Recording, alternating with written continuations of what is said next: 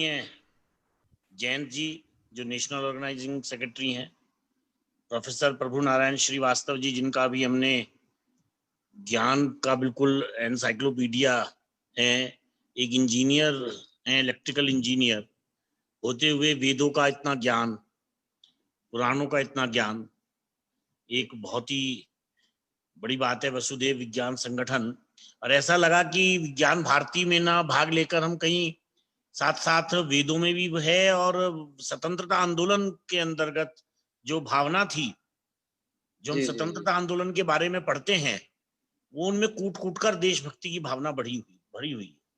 तो विज्ञान, जो महात्मा गांधी कहा बहुत करते थे, सुंदर। हमारे राष्ट्रपिता, कि हमारे देश का जो अध्यात्म है और भौतिक ज्ञान भले ही विदेश का हो, वो होना चाहिए, वो सब उनमें सामंजस्य है।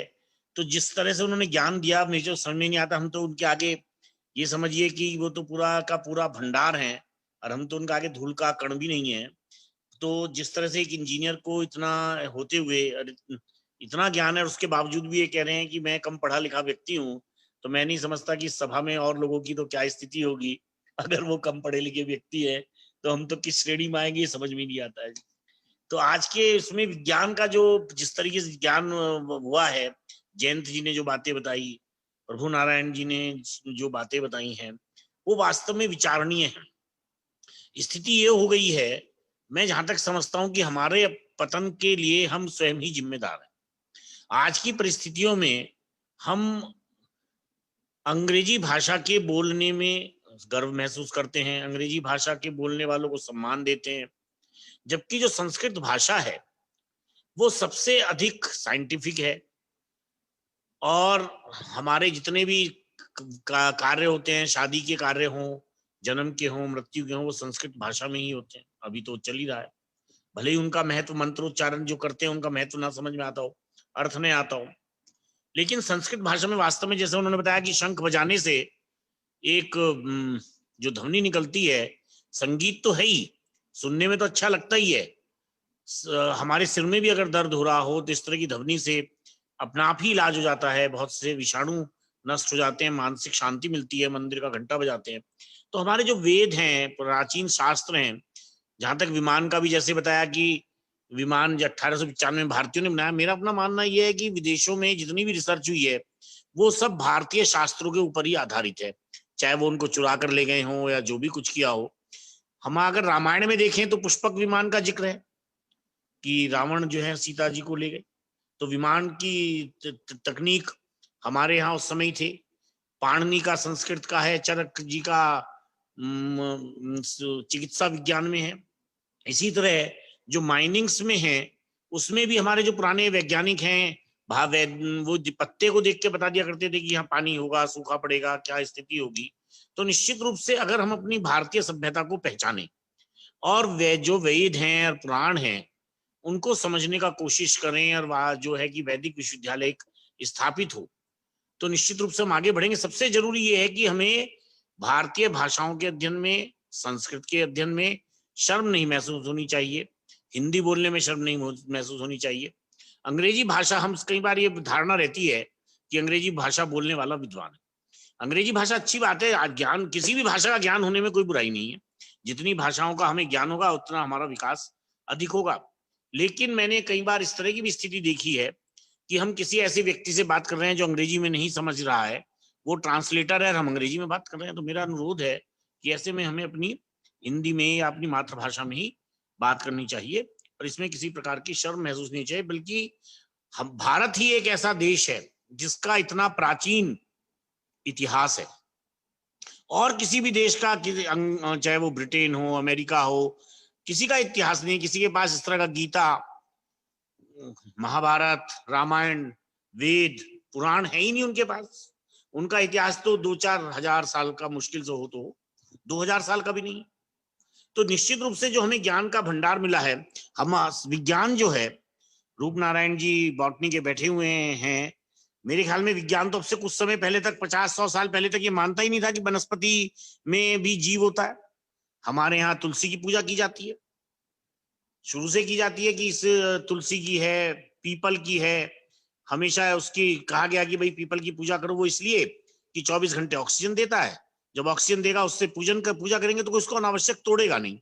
अभी भी आप किसी व्यक्ति से कहिएगा कि पीपल को तोड़ दो, पेड़ उखाड़ने को तैयार नहीं होता। यानी संस्कार में इतना गहरा बस गया है, हमारे संस्कार में धर्म का डर दिखाकर कह लीजिए, कुछ भी कह लीजिए, इस तरह की शिक्षा दी गई है कि हमारे संस्कारों में आ गया है कि तुलसी और पीपल और ये सब जो वृक्ष पूजनीय है। क्यों? ये हमारे जीवन का आधार है। हम वनस्पति जो है हमारे जीवन का आधार है। तो हमारे एक इंद्रिय जीव है, पहले से ही है। अभी आप देखिएगा पेड़ को काट के डाल दीजिएगा, पत्तों का देख लीजिए, कुछ ही घंटों बाद उनका जीवन निकल जाता है, तो उनके अंदर जीवन है। साइंस पहले नहीं मानती थी कि जीवन है। हमारे यहाँ कहा जाता है कि भाई तुलसी को रात को, किसी भी पौधे को रात को मत तोड़िएगा, तुलसी को संडे को मत तोड़िएगा। वैज्ञानिक आधार हो सकता है बहुत से लोग ना सहमत हो, लेकिन निश्चित रूप से जो हमारे वेदों में और उनमें कहा गया है उसका कोई ना कोई, हमारे जितने भी धार्मिक ग्रंथ हैं वो पूरी तरह साइंटिफिक हैं। कारण, साइंस का जो मतलब है वो कारण और परिणाम, उसका कोई ना कोई कारण होना चाहिए और वो परिणाम पर आधारित होना चाहिए। तो जो साइंस तो पहले से ही मौजूद है। तो जो भारतवर्ष में देखा गया कि मान लो न्यूटन का हुआ तो एप्पल गिरा, तो भाई ग्रेविटी का हो गया। ग्रेविटी तो पहले से ही थी, ऐसा नहीं है। तो भारतीय जो संस्कृति आज की स्थिति में देखिएगा, कोरोना वगैरह के उसमें आयुर्वेद जितना सफल रहा है, दवाई तो अभी कोरोना की कोई है नहीं, लेकिन अगर हम फिर भी एनालिसिस करें, पूरे विश्व में मृत्यु दर भारतवर्ष में सबसे कम है, लगभग सबसे कम है प्रति लाख के हिसाब से चले। और लोग, जबकि यहाँ पर गरीबी भी है। इटली, फ्रांस, ब्रिटेन, जितने बड़े बड़े देश हैं, पहले वो ये माना करते थे, उनकी धारणा थी कि जितनी भी महामारी आती थी वो ये मानते थे कि गरीब देशों में आती है। ये पहली महामारी ऐसी हुई है मेरे ख्याल में जो अमीर देशों में आई है, जिसका शिकार अमीर देश पहले बने हैं। इटली से शुरू करें तो इटली हो गया, फ्रांस हो गया, ब्रिटेन, अमेरिका। तो उनकी ये धारणा रहती थी कि ये तो गरीब देशों की है, ये तो क्योंकि गंदगी में रहते हैं और इनके पास खाने पीने को नहीं है और इसलिए इनको ये बीमारियां हो जाती हैं। ये बीमारी अब के मेरे इस तरह की हुई है जिसने अमीरों को, जो अमीर देश हैं, उनको शिकार बनाया। मेरे ख्याल में उनका जो खान पीन है, वातावरण है, जलवायु है, एयर कंडीशन में रहना और ये सब चीजें होना, उसकी वजह से भी उनको इसका शिकार होना पड़ा। भारतीय परिस्थितियां आप देखिएगा, लेबर है, गरीब लोग बहुत कम कोरोना के शिकार हुए। इतना इतना किलोमीटर पैदल चलकर चले गए कि एक लड़की 15 साल की अपने पिताजी को साइकिल पर ले गई, वो कोरोना के शिकार नहीं हुए, क्योंकि हार्डवर्क करने से इम्यूनिटी विकसित होती है। हम जो घर से गाड़ी में बैठे ऑफिस तक गाड़ी में गए, उससे हमारी इम्यूनिटी कम हो रही है। हम अपना प्रकृति से अपने आप को दूर कर रहे हैं। तो जितना हम अपने को प्रकृति के पास रखेंगे, हार्ड वर्क करेंगे, तो हमको लाइफ स्टाइल डिसीज भी कम होंगी। और आवश्यक जो, जैसे मान लीजिए हमारे जैन धर्म में कहा जाता है कि अपरिग्रह, आवश्यकता से अधिक प्रकृति का विध्वंस नहीं करना चाहिए। उसका अभिप्राय यही है कि हमें जितनी आवश्यकता है प्रकृति से उतना ही लीजिए। आगे आने वाली जनरेशन ऐसा ना हो ये कहें कि पिछली जनरेशन ने हमारे लिए क्या छोड़ा। पहले हैंडपंप से पानी खींचते थे, 2 बाल्टी पानी लिया नहा लिया, सबमर्सिबल पंप चलाया, 1000 लीटर पानी बहा दिया। तो हमने अगली जनरेशन के लिए छोड़ेंगे क्या? आज पानी 200 फुट पे है, 2 साल बाद 220 फुट पे आ गया, पता लगा पानी खत्म होता जा रहा है। तो हम प्रकृति का शोषण कर रहे हैं। हम अपने आने वाली जनरेशन्स के लिए, बच्चों के लिए, ग्रैंड चिल्ड्रंस के लिए कुछ नहीं छोड़ के जाएंगे, तो हमारे प्रति कैसे, हमें जो आज हमारे पास है, हमारे अपने पूर्वजों की मेहनत का फल है। उन्होंने खेती की, जमीन मेहनत की है, इतनी अच्छा हमें वातावरण दिया। तो हमें भी ये चाहिए कि क्योंकि विकास के साथ साथ विनाश भी जुड़ा हुआ है। अगर हम विकास करेंगे तो उसके साथ विनाश भी होता है। प्रकृति का विनाश हो रहा है जिस गति से, हमारे यहाँ वनस्पति का विनाश हो रहा है। हाईवे तो बन रहे हैं बड़े बड़े चौड़े चौड़े, 16 लेन के, 20 लेन के, लेकिन आप ये भी देखिएगा कि कहीं उसमें हरियाली नहीं बची है। और वैसे वाले वृक्ष तो बचे ही नहीं है। पहले होता था कि फलदार वृक्ष हो, अब अशोका के वृक्ष लग गए। कहीं रास्ते में राहगीर जा रहे हैं तो उनके लिए धर्मशालाएं हो, हैंडपंप हो, अब हैंडपंप की व्यवस्था नहीं, वाटर लेवल हो गया। इसके लिए हम जिम्मेदार हैं। प्रकृति से हमने छेड़छाड़ की है। तो मेरा मानना यह है कि हमें प्रकृति से उतना ही लेना चाहिए जितनी हमें आवश्यकता है।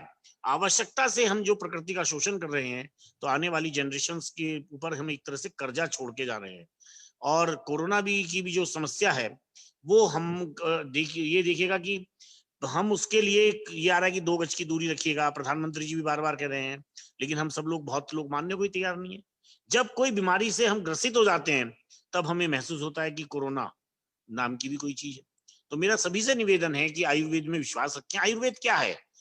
एक भोजन पद्धति है, प्राकृतिक, जो हमें प्रकृति से मिला है। अंग्रेजी दवाई भी जो बन रही है वो कहीं मंगल ग्रह से या कहीं से, तो उसके लिए केमिकल आ नहीं रहा है।